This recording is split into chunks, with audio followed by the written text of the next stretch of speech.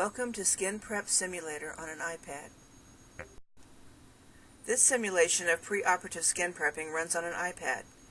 Here we consider an abdominal procedure that uses a 26 ml ChloraPrep applicator.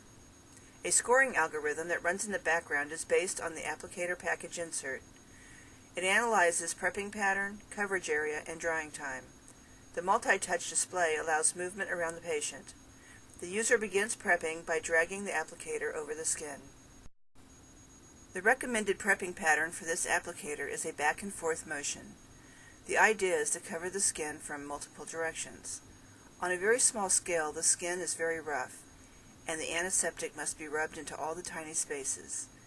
It's a bit like painting a stucco wall with a coarse brush. One coat in one direction will leave lots of uncovered areas.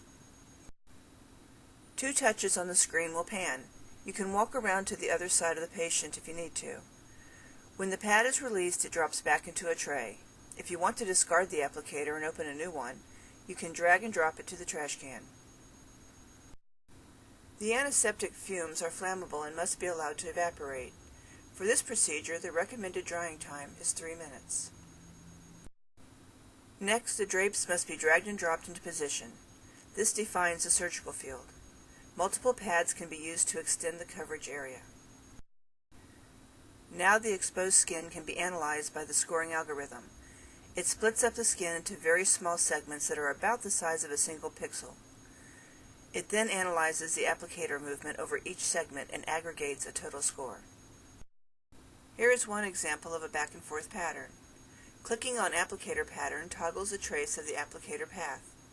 We can select a color-coded map of acceptable coverage in any 1 direction, any 2 directions, any 3 directions, and any 4 directions. Directions are orthogonal. Exposed skin must be completely covered in at least 2 directions. 3 and 4 directional coverage is even better. Here is an example of an older style of prepping, the expanding circle. In this pattern, although the skin does get full coverage, any particular small segment of skin gets covered in only 1 direction. Here we can see an evaluation of the expanding circle. Although there is almost complete coverage in 1 direction, we have 2 directional coverage where the pad overlapped in the center, and very little 3 and 4 directional coverage.